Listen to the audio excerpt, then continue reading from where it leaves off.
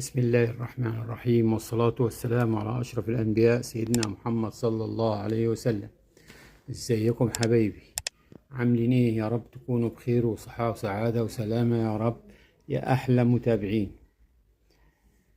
النهاردة معانا حاجة تجنن تجنن تجنن. هنعمل مع بعض بسبوسة على الطريقة الأصلية المصرية، طرية هشة ومظبوطة زي المحلات بالظبط،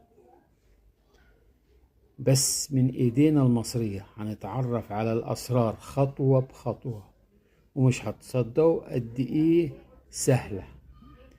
بس خليكم معايا لاخر الفيديو عشان في تكات لازم تبقوا عارفينها.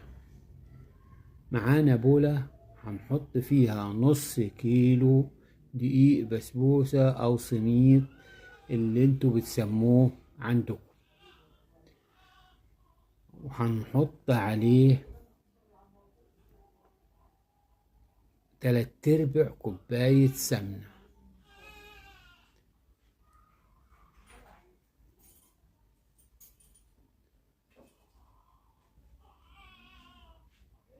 نفضي الكوباية كده كويس، وبعد كده نقلبهم.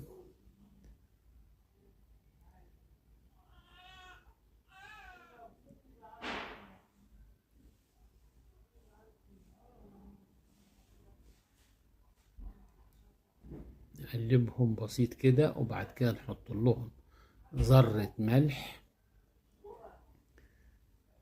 وباكو فانيليا.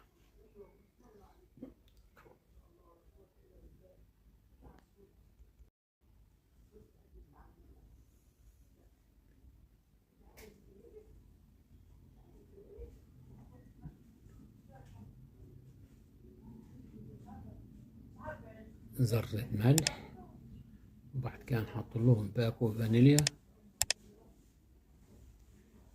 انا بتكلم معاكم بالراحة واحدة واحدة، لان الخطوات كل حتة بتفرق. وبعد كده نمسكهم نبسهم.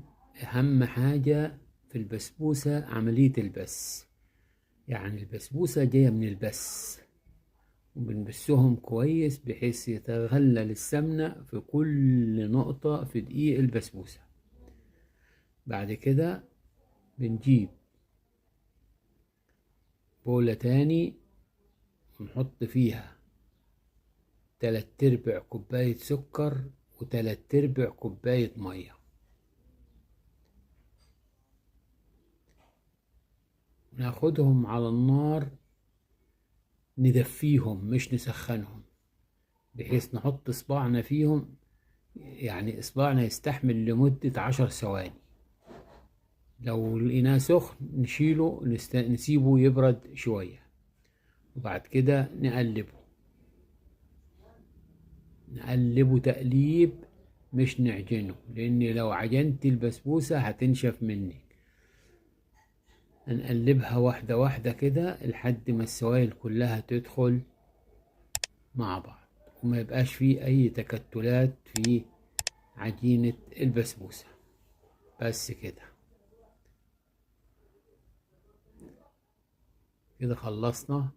هنروح نجيب صينية أو صاج كبير. أنا بحب تكون طبقة رفيعة كده زي بتاعت المحلات. انت عايزاها أكبر تقللي المسافة، ده 40 في 40، فهيدينا مسافة بتاع سنتي ارتفاع. انت عايزاها أكتر من كده ممكن تعملي الصينية 30. نحطها في الصينية كده، بس 40 في 40 بيدينا ايه، يعني قوام مظبوط وهش، وما بياخدش معاكي وقت في الفرن. لا حطينا له بودر ولا حطينا له لبن ولا حطينا له اي حاجة. حطينا له يا ساهب مية والسكر اللي حطيناه في الاول، وهندخله على فرن متوسط، درجة الحرارة متوسطة، يعني ما تكونش عالية، اقل من 150. عشان يدينا تسوية مظبوطة في كل الاتجاهات. وبعدين كده بنزينه بالموجود عندك، سواء فستق أو عين جمل أو في الفول السوداني. أنا يعني اقتصادي هنزينه بالفول السوداني. احنا عايزينه اقتصادي وسهل وسريع، يعني أي حد ممكن يعمله، حتى لو كان مبتدئ هيعمله بأبسط طريقة وهيطلع معاكي ناجح 100%. بعد كده نجيب السوداني بقى بعد ما ندبه مرتين كده عشان الكل يتساوى مع بعضه.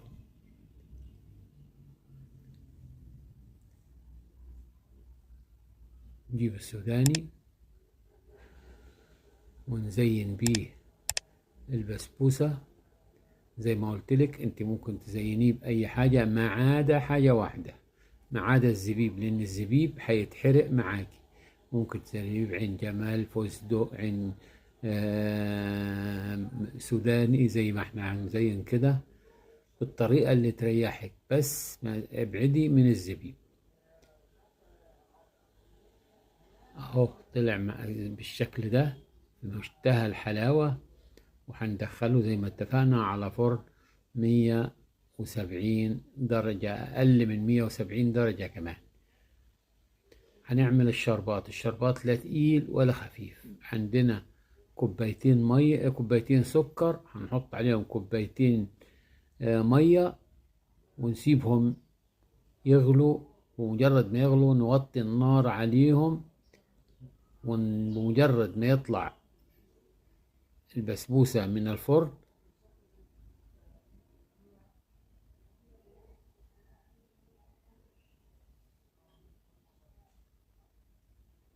كده غليت، هنوطي النار عليهم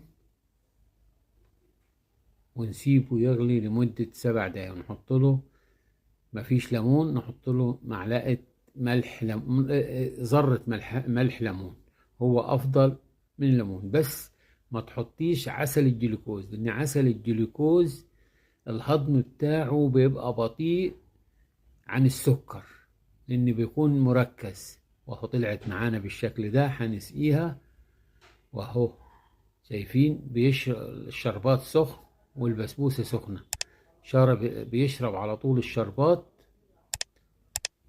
وهو أخد الشربات كله وشربتها. اهو شايفين سهل جدا وخفيفة. وزي ما قلت لكم الطبقة بتاع سنتي، بس في منتهى الحلاوة ومنتهى الجمال.